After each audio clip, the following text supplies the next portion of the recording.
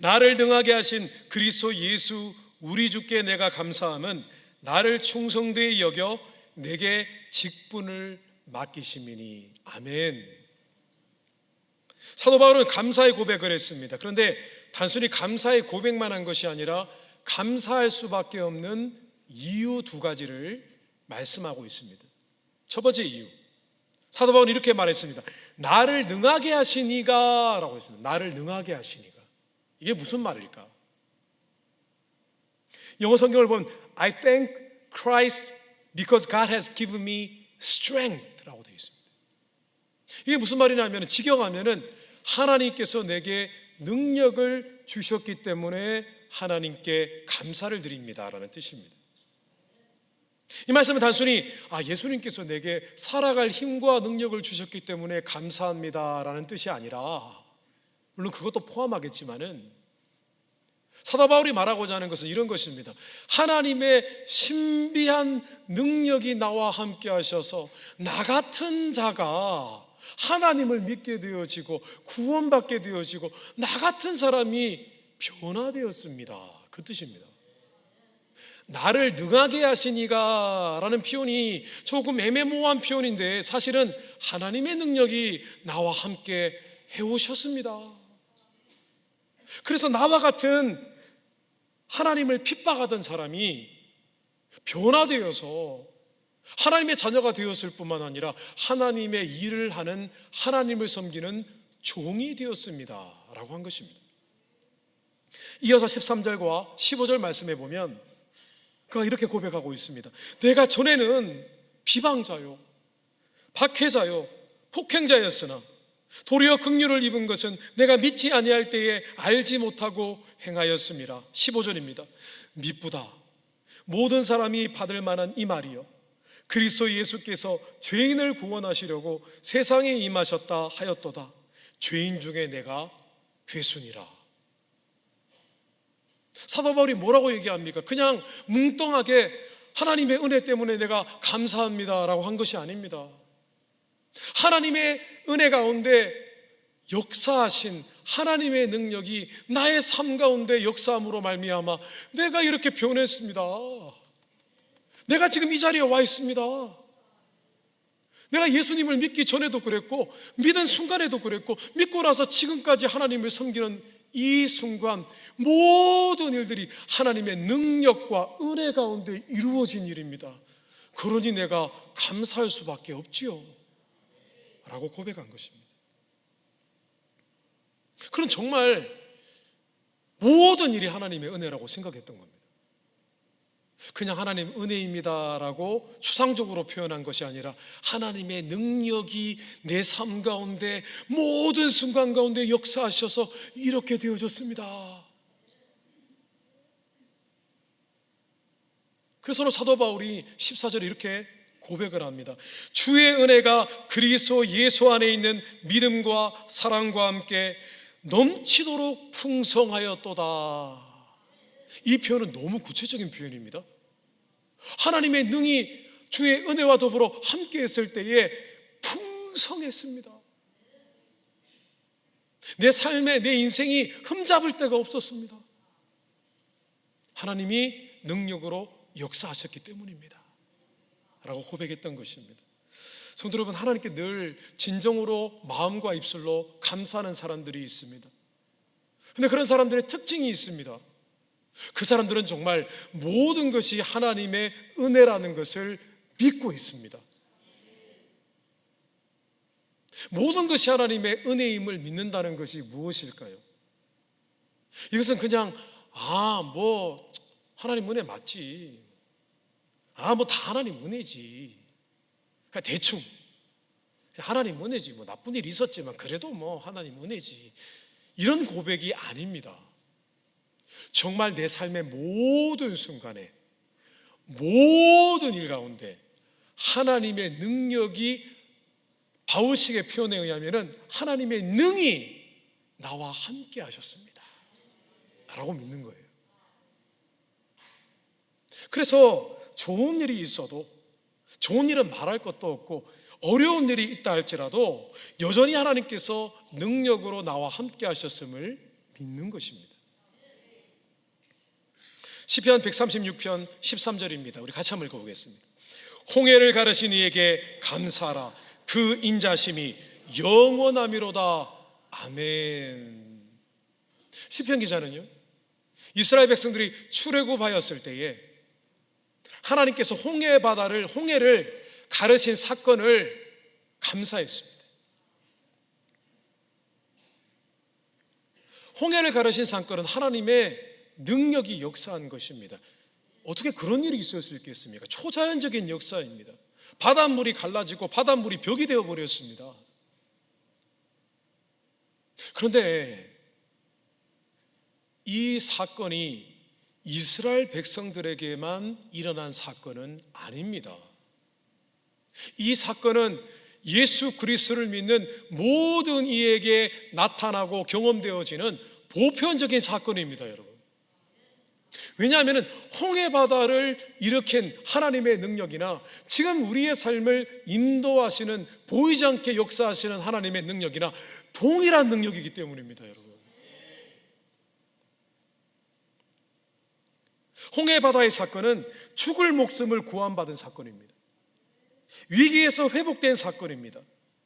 또 영적인 의미에서는 마귀의 세력 가운데 있던 많은 영혼들이 구원함을 받은 사건이었습니다. 그렇다면 우리의 삶에 일어나는 모든 일들이 바로 또한 하나님이 역사하신 홍해를 가르신 사건인 거예요. 어려운 질병에서 고침을 받으셨습니까? 홍해가 갈라진 것입니다. 위기에서 구함을 받으셨습니까? 홍해가 갈라진 것입니다. 나는 하나님을 믿을 만한 사람이 아닌데, 그런 조건을 타고난 사람이 아닌데 하나님을 믿게 되셨습니까? 하나님의 사랑을 알게 되셨습니까? 홍해가 갈라진 사건입니다. 성도 여러분, 죄인이 예수 믿고 돌아오는 그 과정은 단순히 단편적으로 어느 한순간에 갑자기 일어나는 사건이 아닙니다. 하나님께서 그의 삶에 태어날 때부터 그의 삶을 인도해 오시고 보이지 않는 능력이 그의 삶 가운데 그 능이 함께 하셔서 그 하나님의 능력이 어느 순간에 역사한 거예요. 홍해가 갈라진 사건인 것입니다. 믿지 않는 자들은 다른 이유가 있었겠지, 우연이겠지라고 얘기하지만 하나님을 믿는 자들에게 우연은 없는 것입니다. 하나님께서는 그의 능하신 능력으로, 그의 전능하신 능력으로 우리와 함께 하신 것입니다. 매 순간이 그런 것입니다. 예레미야가 3장 22절에 이런 말씀이 있습니다. 여호와의 인자와 긍휼이 무궁하심으로 우리가 진멸되지 아니함이니이다. 예레미야의 눈은 영적인 눈이었습니다. 남유다가 바벨론 제국에 의해서 심판과 멸망을 당했습니다. 하나님께서 경고하셨습니다. 그런데 그런 심판과 멸망 가운데서도 여전히 하나님께서 은혜를 베풀고 계시고 하나님의 능력이 이스라엘 백성들을 보호하고 계시다는 것을 보았습니다. 하나님의 역사가 멈추었던 것이 아니었던 것이에요. 그래서 하나님을 찬양했습니다. 하나님께서는 우리가 잘못하고 실수하고 범죄했을 때에도 하나님의 능력은 여전히 역사하고 있었던 거예요. 말할 수 없이 어려운 환경 속에서도 하나님은 여전히 역사하셔서 하나님의 일을 하고 계셨던 것입니다. 우리가 생각하기에는 그때 하나님이 계시지 않으셨을 법한 그런 일을 우리가 겪었다 할지라도 하나님은 역사하고 계셨어요. 그것이 하나님의 최선이었던 거예요. 왜냐, 하나님은 능력과 지혜로 우리의 삶을 돌보고 계시기 때문입니다. 지금은 때가 아니라는 거예요. 지금은 그냥 하나님께서 인도하시고 조용히 역사하실 뿐이라는 거예요. 하나님은 지혜롭게 그 능력을 베푸시고 우리의 삶을 최선으로 인도해 오신 줄 믿습니다. 정말 절망적인 순간에도 하나님은 역사하고 계셨어요. 이렇게 우리가 하나님이 모든 일을 하나님의 은혜로 이해한다면, 이것을 인정한다면 우리는 하나님 앞에 감사할 수밖에 없는 것입니다.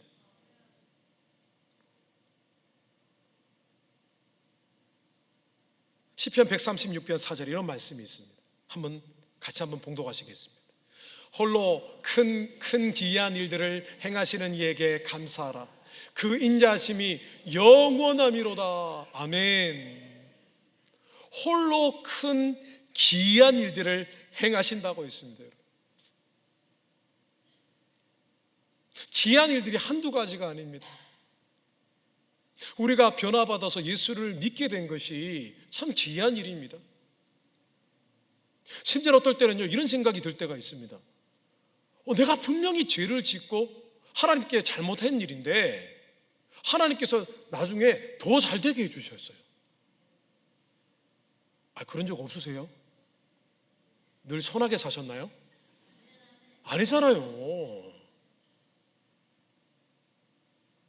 그래서 어떨 때는 착각이 듭니다. 나 그때 잘했나? 예수 믿는 사람은 그러면 안 됩니다. 솔직해져야 됩니다. 잘못한 건 잘못한 거죠. 근데 그럼에도 불구하고요, 하나님은 분명히 못될 만한데 더 잘되게 해주셨어요. 그 하나님의 사랑이 그런 걸 어떻게 하겠어요? 그러니까 내가 그때 잘못해도 잘한 건가? 이것이 하나님의 은혜입니다. 그동안 시편 136편에 시편 기자는 이렇게 얘기합니다. 이에게 홀로 큰 기이한 일들을 행하시는 이에게 감사하라. 그 인자하심이 영원함이로다. 시편 136편을 보면요, 1절에서 26절까지 있는데 매 구절마다 26번이나 그의 인자하심이 영원함이로다 라고 고백하고 있습니다. 하나님의 사랑이 그러시다는 거예요. 하나님께서 왜 우리에게 능력과 은혜로 매 순간 함께하고 계십니까? 한순간도 놓치지 않고 우리와 함께 하십니까? 그가 사랑이시기 때문에. 근데 성경에서요, 하나님의 사랑과 은혜를 표현하는 단어 헤세드라는 단어는요, 그냥 단순히 하나님의 성품과 기질만을 설명하는 수상적인 단어가 아닙니다. 이 단어에는요, kindness, 친절함이라는 뜻도 숨어 있습니다. 친절한 게 뭡니까? 친절한 것은 보이는 것입니다. 그래서 하나님의 은혜와 사랑을 지칭하는 헤세드라는 단어는 추상적인 단어가 아니라 역동적인 단어입니다. 하나님은 사랑을 보이시고 능력으로 사랑을 나타내시는 분이시라는 것입니다. 우리는 하나님이 우리 인생에 하고 계신 모든 일들에 능력으로 역사하시는 것을 인정할 때 하나님께 감사할 수 있습니다. 모든 것이 하나님의 은혜입니다라는 고백 가운데 다시 한번 하나님께 뜨겁게 감사해 보시기를 주님의 이름으로 축원합니다. 자, 그런데 우리가 어떻게 감사해야 될까요? 제가 오늘 시편 말씀 세 구절을 우리 성도님들께 선물로 드리려고 가지고 왔습니다.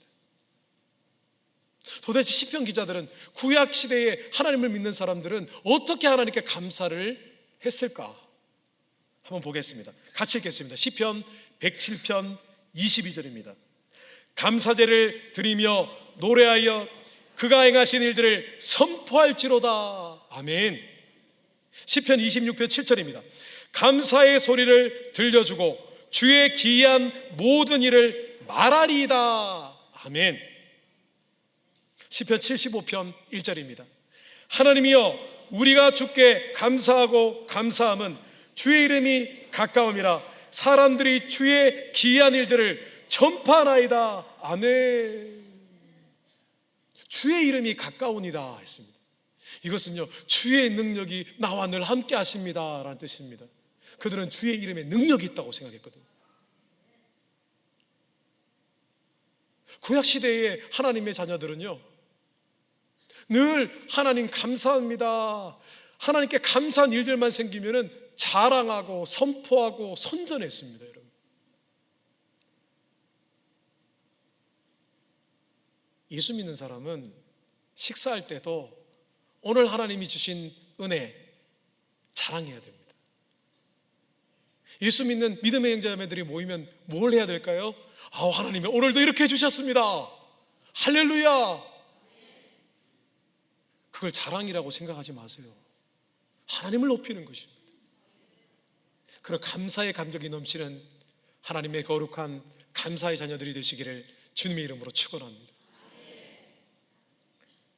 두 번째로, 사도 바울의 감사로 충만한 은혜를 누리는 비결은 하나님의 은혜를 받을 만한 자격이 없음을 인정할 때였습니다. 우리가 어떻게 감사로 충만해집니까? 우리가 은혜 받을 자격이 없다는 것을 철저하게 인정할 때 우리는 감사할 수밖에 없는 것입니다.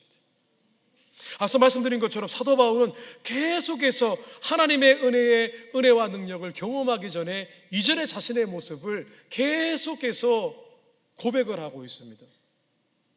뭐라고 말하냐면은 나는 비방자요, 박해자요, 폭행자였으나 나는 죄인 중에 괴수라라고 했습니다. 우리는 하도 이 말을 많이 들어가지고 사도 바울이 자신의 과거 예수님을 만나기 전의 모습에 대해서 하도 많이 얘기해가지고 이 말이 별로 크게 와닿지 않는 것 같습니다만은 사실 이 말은요, 자신을 굉장히 비하해서 하는 말입니다. 사도 바울이 어디 남을 폭행하는 사람이었습니까? 예수님을 믿는 사람들을 핍박하는 사람이었을 뿐입니다. 그런데 폭행자라고 했습니다. 이 말은 요즘식으로 하면 나는 깡패입니다라는 뜻입니다. 정말 부끄러운 얘기거든요. 나는 죄인 중에 괴수라라고 했습니다. 다시 말하면 monster, 괴물이다라는 뜻입니다. 괴물. 왜 사도 바울이 자신을 비하는 말을 이렇게 계속 반복해서 고백하는 것일까요? 그것은 나는 하나님의 은혜를 누릴 만한 자격이 정말 없는 사람인데, 끔찍한 사람인데 그 하나님의 은혜가 커서 그 은혜를 누리게 되었다는 표현입니다. 오늘 16절 말씀해 보니까 그러나 내가 긍휼을 입은 까닭은 예수 그리스도께서 내게 먼저 일체 오래 참으심을 보이사 후에 주를 믿어 영생 얻는 자들에게 본이 되게 하려 하심이라. 내가 긍휼을 입은 까닭은 이라고 했습니다. 긍휼. 우리는 흔히 긍휼이라고 하면은 우리가 다른 남을 긍휼히 여길 때도 긍휼이라는 단어를 사용하기는 합니다. 그러나 사실 긍휼이라는 표현은 사람의 감정 속에서 나타나는 표현으로 쓰기에는 너무 아까운 단어입니다. 이 단어는 사실 하나님께만 어울리는 단어입니다. 우리가 어떻게 감히 긍휼히 여깁니까? 사람이 갖고 있는 불쌍히 여기는 마음은 사실 동정심에 불과합니다. 왜냐하면 긍휼이라는 것은 원래 긍휼히 여김을 받을 만한 가치가 없는 존재를, 비천한 존재를 어떤 높으신 분이 불쌍히 여기는 것을 긍휼이라고 표현을 하는 것입니다. 사도 바울이 오늘 말씀에서 하나님께 감사하는 마음을 올려드리면서 하나님의 긍휼이라고 표현할 때 그는 이런 감정으로 고백했던 것입니다. 나는 정말 비천한 사람인데 하나님의 은혜를 받을 자격이 없는데 하나님께서 나를 정말 불쌍히 여겨주셨다는 거예요. 사랑받을 자격이 없는데 사랑을 주셨다는 것입니다. 성도 여러분, 우리가 예뻐서 사랑받는 것 아닙니다. 착각하지 말게 되시기를 주님 이름으로 축원합니다. 우리가 잘나서, 우리가 성품이 나름 좋게 태어나서 성실해서 우리를 사랑해 주시는 것이 아닙니다. 하나님께서 사랑과 긍휼이 무궁하시기 때문에 우리를 사랑해 주시는 겁니다. 아무 조건을 갖추지 못했는데 하나님이 좋으신 분이셔서 사랑해 주시는 것입니다. 그래서 사도 바울은 이렇게 고백을 합니다. 하나님께서 나를 일체 오래 참으심을 내게 보이셨다. 하나님이 사도 바울을 정말 오래 기다려 주신 거예요. 사도 바울은 알고 있었어요. 하나님께서 처음부터 자기를 지켜보고 계셨고, 극악무도하게 믿음의 형제 자매들을 핍박할 때도 끝까지 기다려 주신 것을 알고 있었던 것입니다. 사도 바울이 사도가 될 만한 그릇이었다면 하나님이 뭘 그렇게 오래 참으셨겠습니까? 그릇이 안 되었기 때문에 오래 참으신 거예요. 기다려 주신 거예요. 시편 136편 23절에 우리를 비천한 가운데에서도 기억해 주신 이에게 감사하라. 그 인자하심이 영원하미로다. 여기서 비천하다는 것은요, 은혜와 긍휼을 입을 만한 자격이 없다는 뜻입니다. 아주 천한 존재라는 거예요. 근데 신약 성경 말씀에는요, 우리 자신이 얼마나 비천한 존재인지를 이렇게 말씀하고 있습니다. 로마서 6장 17절과 18절 말씀입니다. 하나님께 감사하리로다. 너희가 본래 죄의 종이더니 너에게 전하여 준 바 교훈의 본을 마음으로 순종하여 죄로부터 해방되어 의에게 종이 되었느니라. 아멘. 우리가 죄인이라는 말씀 얼마나 많이 들었습니까? 이제는 익숙하죠. 근데 성경은요, 우리가 죄의 종, 죄의 노예였다고 말씀하고 있습니다. 사실 믿지 않는 분들에게는요, 이거 굉장히 기분 나쁜 말입니다.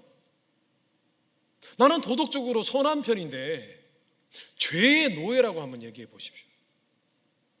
우린 익숙하니까 그렇게 받아들이지만은 성경은 우리가 죄의 종이었고, 심지어 주님께서는 너희 아비가 마귀라라고 하셨습니다. 예수 믿기 전에 우리는 죄의 노예였고 마귀의 자녀였던 것입니다. 근데 하나님께서 우리를 구원해 주신 것입니다.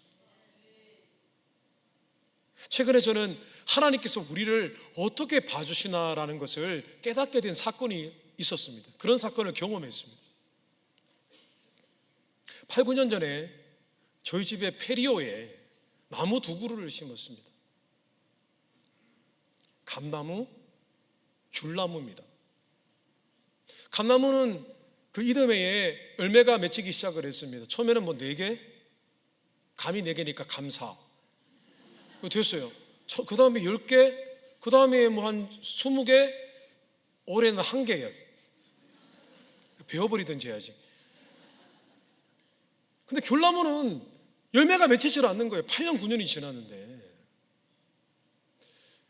조짐이 이상했습니다. 분명히 좋은 흙을 깔아주고 비료도 주고 했는데 아무리 노력을 해도, 정성을 다해도 열매를 맺지 못하는 것이었습니다. 어느 날 갑자기 이상한 줄기가 나기 시작을 합니다. 원래 귤나무라는 것은 이렇게 접붙인 거잖아요. 원래 가시가 나면 안 되는데 가지가 하나 크게 났는데 가지에 가시가 있어요. 이거 뭔가 잘못되었구나. 이 DNA가 뭔가 잘못되었구나. 그래서 처음에 베어버리려고 했습니다. 갑자기 이런 성경 구절이 떠올랐습니다. 아름다운 열매를 맺지 아니하는 나무마다 찍혀 불에 던져지느니라. 심판해야 되겠다고 생각을 했습니다. 정말 베어버리려고 마음먹었습니다. 제 아내가 압니다. 제가 몇 번이나 그런 얘기 했거든요. 베어버려야지. 근데 너무 바빴어요. 그리고 저거 베어가지고 저거 어떻게 쓰레기 처리하나 고민도 되었는데도 그런 마음도 들었습니다. 측은한 거예요. 이 나무가 자라긴 자라는데 열매를 맺지 못하니. 그래서 내버려 두었습니다. 근데 올해 몇 달 전에요, 열매가 열리기 시작하는데요, 50개가 넘게 열렸어요. 근데 제가 그때 무엇을 깨달았냐면은 하나님 아버지께서 우리를 보실 때 그렇게 보시겠구나.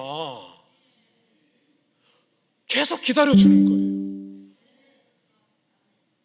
가능성 제로인데 마치 하나님께서 나무에게 빛과 물을 공급해 주시는 것처럼 계속 우리에게 주시는 거예요. 원래 하나님의 계획, 그 정도 하나님의 은혜와 능력 받았으면 이 정도 열매는 맺어야 되는데 안 되는 거예요, 우리는. 근데 하나님은 계속 기다려 주시는 거예요. 참아 주시고 기다려 주시고. 일체 오래 참으심을 내게 보이사. 사도 바울의 고백이 그대로입니다. 시편 145편 8절에 같이 읽어보겠습니다. 여호와는 은혜로우시며 긍휼이 많으시며 노하기를 더디하시며 인자하심이 크시도다. 아멘.